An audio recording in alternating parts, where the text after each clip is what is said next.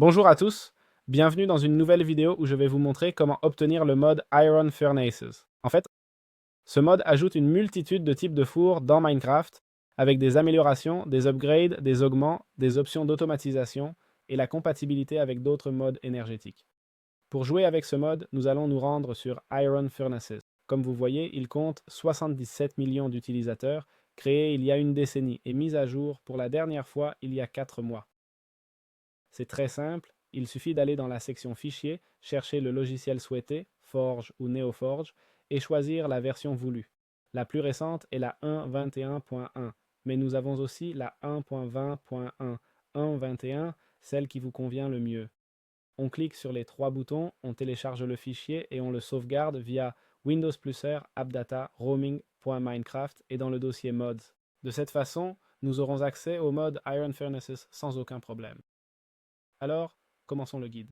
Très bien, comment commencer avec les Iron Furnace dans Minecraft? Comment fabriquer le premier four et ses améliorations?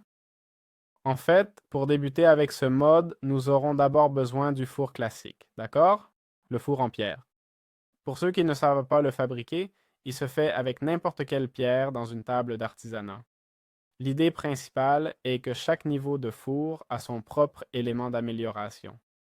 Si on regarde les utilitaires, on voit que pour améliorer ce four, on peut le transformer en four à citrouille, ce qui est probablement juste esthétique, mais aussi en four de cuivre ou en four de fer. Les deux semblent utiles, mais celui en cuivre paraît même un peu meilleur. Celui en cuivre, on peut l'améliorer en fer, celui en fer en or, celui en or en diamant, comme on le voit avec ce craft, celui en diamant en émeraude, celui-ci en obsidienne et celui en obsidienne en éthérite. D'accord? On a aussi le plaquage arc-en-ciel. Ici, on a deux fours et on peut obtenir le cœur arc-en-ciel. Et avec le cœur arc-en-ciel et le plaquage arc-en-ciel, tu peux fabriquer le four arc-en-ciel, qui serait, je comprends, le meilleur four de tout le jeu. Très bien, pour commencer, dans les tiers du mode, nous devons d'abord comprendre comment fabriquer le four en fer du mode Iron Furnaces.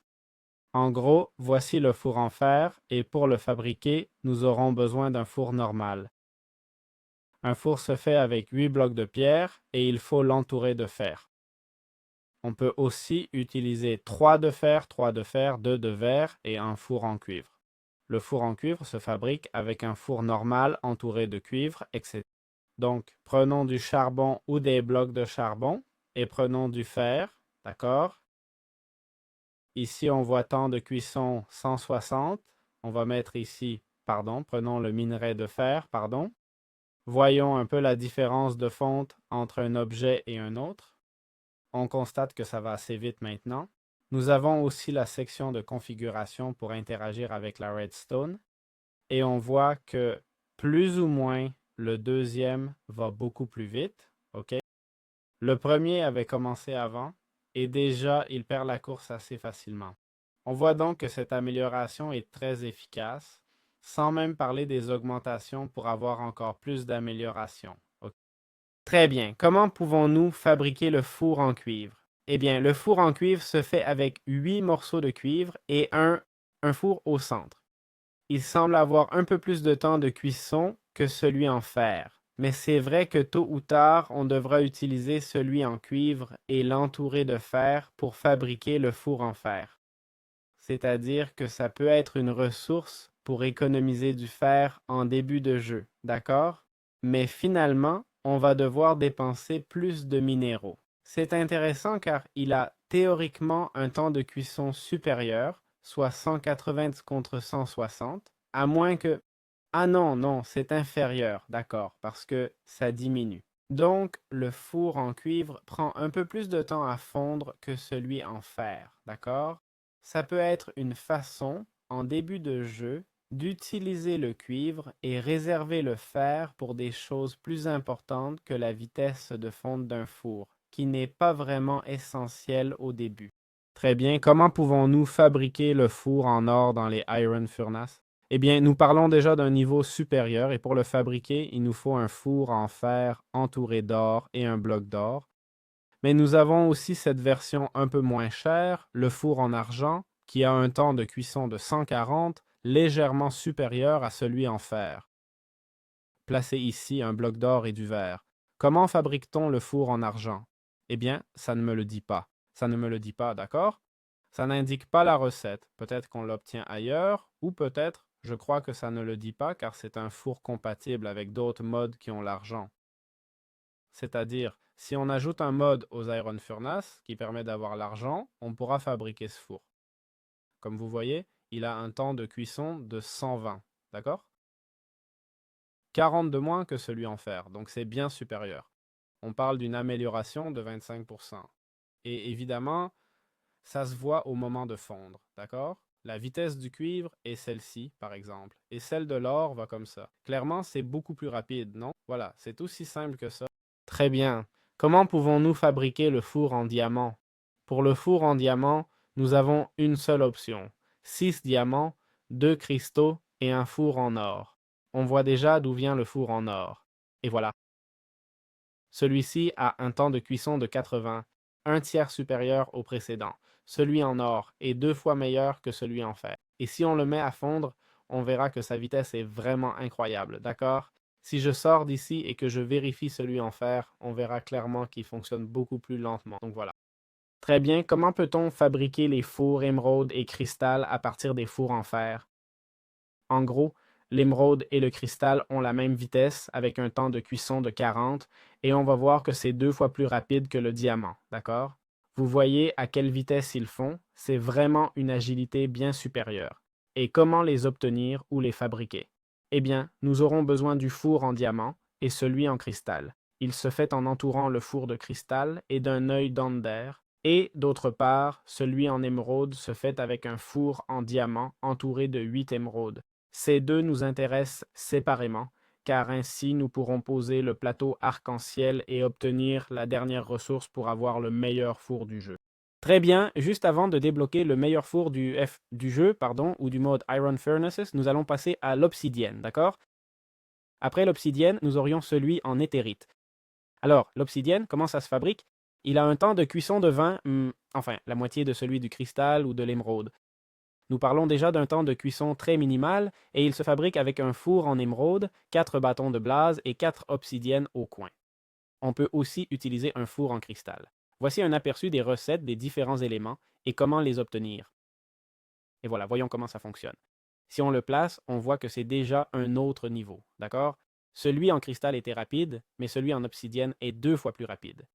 Et il nous reste encore celui en éthérite, et nous n'avons même pas vu le niveau maximum. Le niveau maximum, comment sera-t-il? Ce sera instantané, qu'en pensez-vous? Donc voilà, c'est ce qu'on a. Très bien.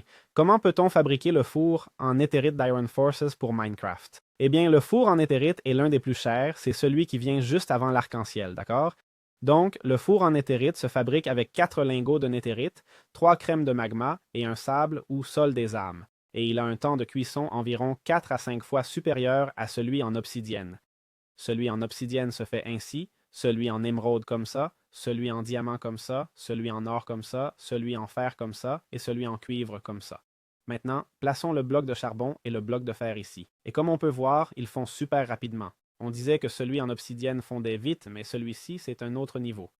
Pour que vous voyez, celui en verre, eh bien, ils ont tous déjà fondu. Celui en diamant va à cette vitesse et a un temps de cuisson de 80. Voilà, ici nous avons celui en éthérite qui a déjà terminé avec la pile. La vérité, c'est que c'est dingue. Bon, enfin, allons chercher le meilleur four de tous, le four arc-en-ciel. Ici, il semble indiquer un temps de cuisson de 20. Comprenons comment fabriquer ce four arc-en-ciel, d'accord?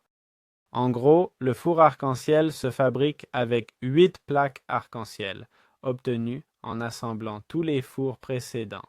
Un en fer, or, diamant, émeraude, obsidienne, cristal et cuivre. Là, nous obtiendrons les 8 plaques. Et pour obtenir le noyau central, il faudrait utiliser 2 fours de néthérite et tous les types de cristaux que nous voyons. Un rouge, un orange, un jaune, un vert, un magenta, un violet et un bleu. D'accord? De cette façon, nous aurions accès au four arc-en-ciel. D'accord? Donc, si on prend ici, par exemple, un bloc de charbon et qu'on va à un stack de minerai de fer pour le faire fondre, on verra qu'en un seul tic, avec un temps de cuisson de 20, il traite tout le stack d'un coup. Je dis ça parce que beaucoup penseraient que le four en éthérite qui font plus rapidement avec un temps de cuisson de 5 seraient meilleurs, mais il traite les items un par un, alors que celui-ci traite stack par stack. C'est vraiment un four extraordinaire et quelque chose d'incroyable. Très bien. Comment comprendre les vitesses et la consommation de carburant dans les fours en fer? En gros, nous avons différents niveaux de cuisson. Nous avons le cuivre à 180, le fer à 160, l'or à 120, le diamant à 80, le cristal à 40, ainsi que l'émeraude à 40 et l'anéthérite à 5. En revanche, le niveau maximal, le four arc-en-ciel, a un temps de cuisson de 20. Qu'est-ce qui se passe ici? Eh bien, ce qui se passe, c'est que, comme vous voyez, l'anéthérite va fondre beaucoup plus rapidement. Le problème est qu'il traite un objet à la fois. Mais le four arc-en-ciel, bien que plus lent, va fondre tout le stack d'un coup, d'accord? Donc, à moins qu'on doive fondre des objets un par un comme des épées ou pioches, le four arc-en-ciel ne nous intéresserait pas. On préférerait un four en éthérite. Mais si on doit fondre plusieurs stacks, le four arc-en-ciel est exactement ce qu'il nous faut, comme dans la plupart des cas. Très bien. Comment pouvons-nous utiliser le menu des paramètres que nous voyons ici? D'accord. Sur l'interface du four, il y a un onglet. Un petit onglet qui est celui-ci, et chaque carré représente une face du four, d'accord? Ici, c'est marqué Top, qui serait le haut, Input et Bottom Output. À quoi ça nous sert? Eh bien, c'est utile pour les hoppers, d'accord? Si maintenant je prends et que vous voulez vérifier s'il y a une entrée ou sortie, on va prendre un minerai, d'accord? Vous verrez que le minerai de fer fonctionne comme entrée, donc les objets descendent et sortent par ici. Ça fonctionne comme sortie, d'accord? C'est compréhensible. Nous avons aussi l'entrée et sortie de carburant qui correspondent à toutes les autres faces, d'accord? Ils nous servent à placer le carburant. Dans ce cas, le carburant est composé de blocs de charbon, d'accord? Donc, si je prends ici des blocs de charbon et les place, ça va régénérer ces blocs sans aucun problème. Je comprends aussi qu'on peut le changer, d'accord? Si on le souhaite, simplement en cliquant dessus. On a aussi l'entrée auto ou la sortie auto qu'on peut activer ou désactiver si on ne veut pas utiliser ces fonctions. Actuellement, le réglage ignore la redstone, d'accord? Mais on pourrait faire qu'il émette des signaux vers un comparateur avec un soustracteur. Ce serait une différence de signal entre ce qui fond et le carburant. Et la redstone émise serait au maximum. En gros, la redstone contrôle ce système, d'accord? Si on active la redstone, ça fonctionne. Si je mets l'option comparateur, il demande que le signal reçu soit supérieur à celui demandé. Pareil pour le comparateur avec soustraction à 15, mais impossible de baisser. Petit bug? Non? Voilà, pas grand-chose d'autre. C'est au cas où on voudrait activer le four avec de la redstone. C'est aussi simple que ça. Très bien. Comment peut-on utiliser les augments dans les fours en fer pour Minecraft? Le menu des augments affiche 3 slots. D'accord? Si nous le... Oh, on peut le faire directement. Si on l'ouvre, on verra qu'il y a rouge, vert et bleu.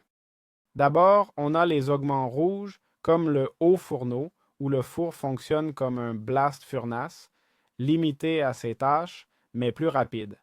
Ensuite, le smoking qui fait pareil, limité au fumoir, mais va plus vite aussi. On a ensuite les augments verts, celui de vitesse, qui réduit le temps de cuisson. OK? Ça réduit de moitié le temps de cuisson, mais utilise 2 fois plus de combustible. Et puis l'efficacité énergétique, qui utilise moins de combustible, mais augmente le temps de cuisson. Environ 25%, c'est indiqué là 25%, ce qui n'est pas si mal en réalité. Et ça rend le carburant 2 fois plus efficace, d'accord? Juste pour 25% d'efficacité du four, c'est très bien. Je vais vous montrer les recettes que je ne vous ai pas montrées. Voici celle du carburant. Voici celle de la vitesse, d'accord? On peut utiliser n'importe quel type de pierre. Voici celle du blasting. Voici celle du smoking. Et on va passer à celle de l'usine.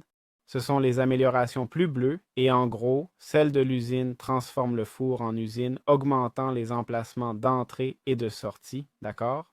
On fait un clic droit et comme vous voyez, on peut mettre plus d'objets, mais pour pouvoir fondre, on aura besoin d'énergie. D'accord? Donc, on change complètement le fonctionnement du four. Et puis, nous avons le générateur. D'accord? Comme vous voyez ici, il nous permet de générer de l'énergie et transforme le four en générateur, d'accord? Il consomme du carburant pour générer du RF, mais ne font plus d'objets pour produire, d'accord? Bien sûr, ici, c'est marqué sortie. Je comprends que si je prends celui-ci qui a besoin de RF et le mets dessous, il se remplit effectivement d'énergie. Dans la sortie, on peut cliquer ici et placer la sortie où on veut pour alimenter ceux à côté. Et voilà, maintenant, on pourrait simplement fondre avec cette énergie. Je comprends que c'est une façon beaucoup plus efficace de gérer l'énergie et le carburant, d'accord? Donc voilà, avec ça, on aurait déjà commenté toutes les améliorations. Très bien. Maintenant, je vais vous expliquer comment fonctionne le charbon arc-en-ciel et comment l'obtenir. En gros, pour l'obtenir, c'est un objet spécial du mode. Il n'a pas de recette d'artisanat et c'est essentiellement un combustible qui peut fondre des objets à l'infini. D'accord? Essayons par exemple ici. Ceux-ci fondent. Prenons le meilleur de tous qui serait le four arc-en-ciel. On va le transformer en usine ou plutôt en générateur, d'accord? On va lui donner de la vitesse et c'est tout. Et maintenant, on va mettre le four arc-en-ciel et comme vous voyez, il va remplir le four sans aucun problème. En fait, je pensais qu'il allait s'épuiser, mais ça ne semble pas trop se consommer, non? Je vais essayer de l'épuiser, mais on voit déjà qu'il tient au moins 1 million, d'accord? Alors essayons encore. Bon, il s'est épuisé, il s'est épuisé. Ma question est comment il se régénère? Voilà, je le fais fondre à nouveau. La vérité, c'est qu'en ce moment, je ne sais pas vraiment comment l'obtenir. Je pense qu'on pourra le trouver quelque part. Ça sert de carburant et ça dit fond un objet. Et aussi un générateur, mais il n'y a pas beaucoup plus d'infos sur le charbon arc-en-ciel. Comme je dis, il semble qu'il ait environ, s'il a dépensé 2 millions, il doit en avoir 10, d'accord? 10 millions de fusion. C'est peut-être un objet qu'on trouve dans des coffres, ok? Si on a vraiment beaucoup de chance comme carburant et tout ça. Il ne semble pas se régénérer, mais théoriquement, il est infini ou du moins très difficile à épuiser. Voilà, c'était le guide complet de ce mode. J'espère que ça vous a plu. Si c'est le cas, laissez un bon like et on se retrouve dans les prochains guides, bien sûr. Abonnez-vous et mettez un like pour soutenir la chaîne. Et rappelez-vous qu'en bas, vous avez un e-book gratuit sur l'IA pour ceux... Ciao, ciao!